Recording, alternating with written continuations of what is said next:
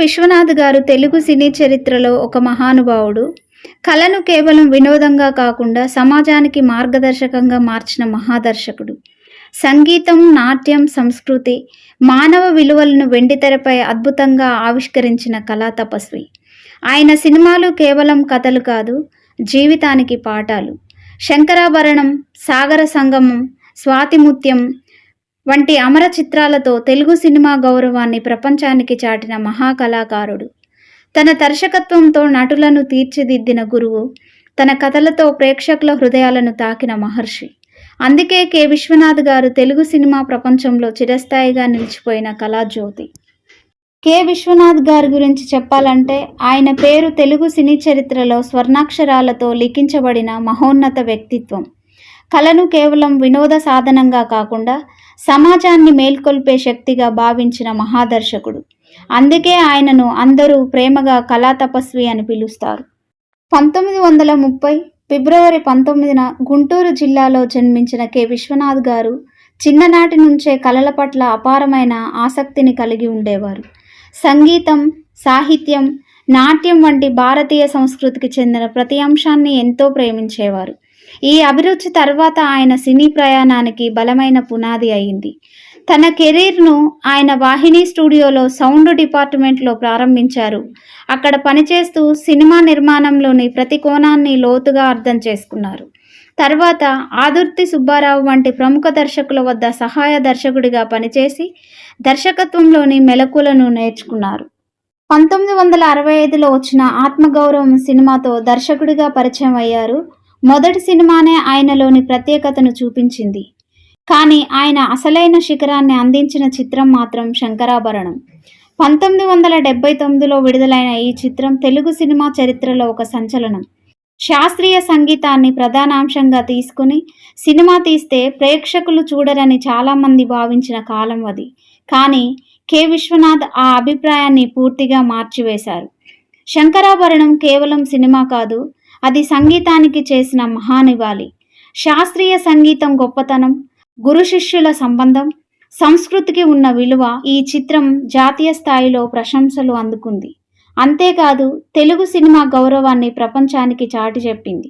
ఈ సినిమా తర్వాత విశ్వనాథ్ పేరు దేశవ్యాప్తంగా మారుమ్రోగింది.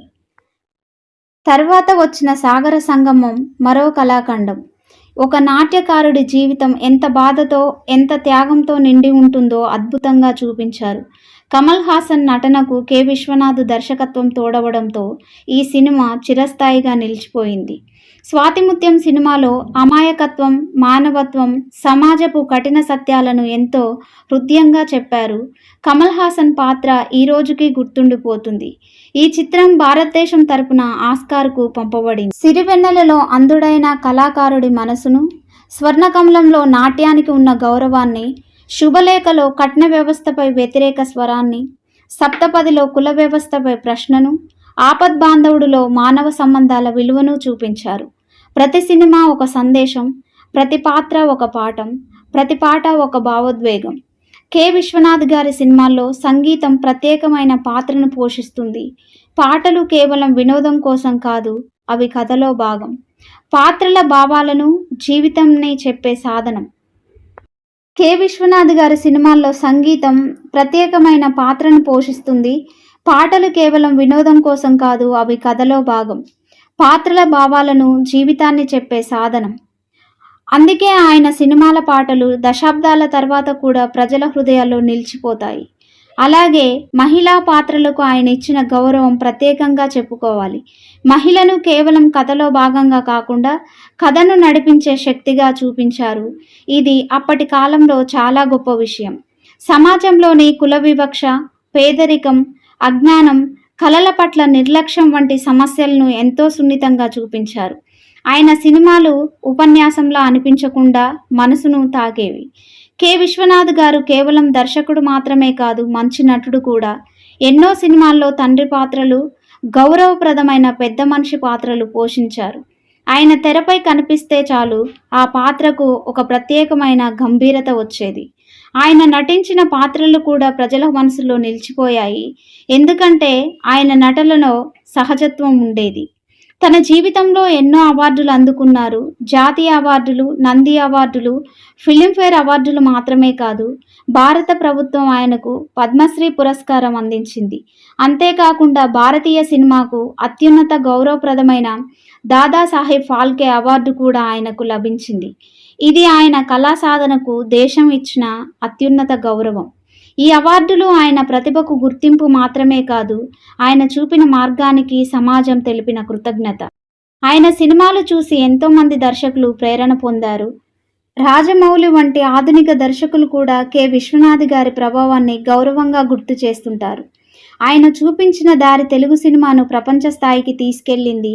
కళ అంటే ఏమిటో, సినిమా అంటే ఏమిటో కొత్త నిర్వచనం ఇచ్చింది. 2023 ఫిబ్రవరి 2న ఆయన ఈ ప్రపంచాన్ని విడిచిపెట్టారు. కానీ నిజమైన కళాకారుడు ఎప్పుడు చనిపోడు. ఆయన శరీరం దూరమైనా ఆయన సృష్టించిన కళ అనేది శాశ్వతంగా ఉంటుంది. ఈరోజు కూడా శంకరాభరణం పాట వినిపిస్తే కె. విశ్వనాథ్ గారు గుర్తొస్తారు. సాగర సంగమం సన్నివేశం కనిపిస్తే ఆయన గొప్పతనం గుర్తొస్తుంది. ఆయన సినిమాలు ఒక తరానికి కాదు, తరతరాలకు పాఠాలు చెబుతాయి. కె. విశ్వనాథ్ గారు ఒక దర్శకుడు కాదు, ఒక సంస్కృతి. ఆయన ఒక నటుడు కాదు, ఒక భావోద్వేగం. ఆయన ఒక గొప్ప వ్యక్తి కాదు, ఒక యుగం. కళను పూజగా భావించిన మహర్షి, సినిమాను సమాజ సేవగా మార్చిన తపస్వి, తెలుగు తెరపై చిరస్థాయిగా వెలిగే కళాజ్యోతి అదే కె. విశ్వనాథ్ గారు. తెలుగు సినిమా ఉన్నంత వరకు ఆయన పేరు ఉంటుంది. భారతీయ సంస్కృతి ఉన్నంత వరకు ఆయన చిత్రాలు బ్రతుకుతాయి.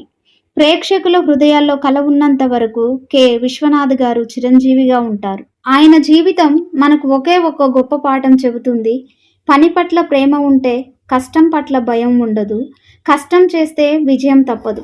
మన కలలు చిన్నవైనా పెద్దవైనా, మన లక్ష్యం స్పష్టంగా ఉంటే, మన ప్రయత్నం నిజాయితీగా ఉంటే, మనము మన జీవితంలో ఒక విశ్వనాథులా నిలవగలం.